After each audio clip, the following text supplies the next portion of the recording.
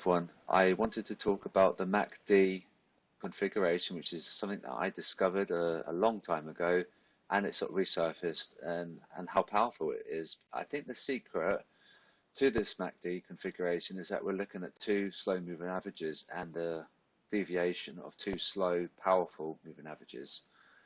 So what's quite cool, because this works very well on a small time frame, which is kind of bizarre, but this was on the 5-minute. And this was taken roughly about this time, where we had a divergence, a deviation of the moving averages, and we had like a bias to sell because we had the deviation, as you can see, and there was the sell opportunity. I looked at the high time frame for a decent idea to get what's going on. I figured it was going to be a scalp, which this is awesome for scalping if you want to use that.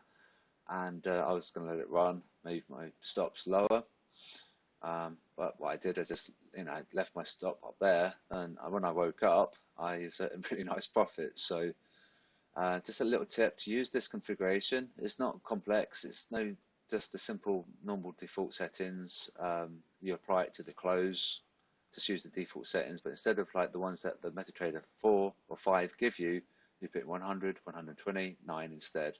And the secret there is that you want to, if you've got a short bias, you want this number, this one here, to remain lower than this one, and to get lower over time.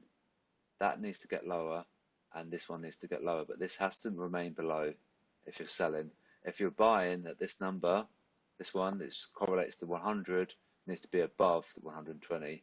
So when the 100 is lower than 120, then we're in a sort of we're in a downtrend on the small time frame, because you'd use this on a small time frame for entry, and then you look at your high time frame for possible entry, and then your stop loss and take profit. I didn't have a take profit, but I had my stop loss, and it did really fall, so I'm really happy. So just a quick one on that. I did say I was going to make a video on it. There wasn't that much to say. It's just that this configuration works excellently on the 5-minute, and then see what you think. So it doesn't need to be necessarily a long video, and that's that. So I will wrap up now. We had a really good week.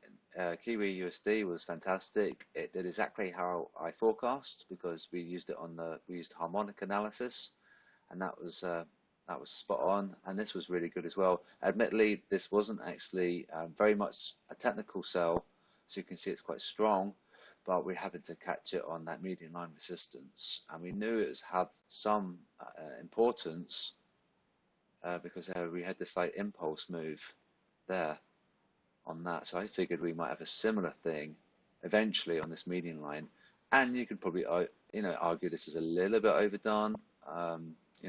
Technically, sentimentally, it wasn't actually a sell at the time, so it was a bit of a tricky one. But the key is that when it diverged, my stop loss wasn't very wide at all. It was very tight, and because it was tight, my size was like fairly large, larger than normal.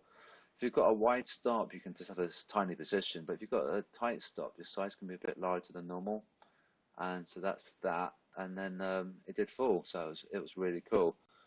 And so that's that. So we'll wrap up now, and it was a great week. I'm really happy, and let's hope that next week is equally profitable. And don't forget, in January it was very tricky, the sentiment, and so we have to bear that in mind. In January last year, it was very problematic, and we saw the retail guys actually make quite a lot of money. So we have to remember, in January it can be a bit tricky if we're using the sentiment, but if we use the technical and the sentiment, we'll be on to our winner. So that's that, and I'll have a good week, good weekend as well, and I'll speak to you soon.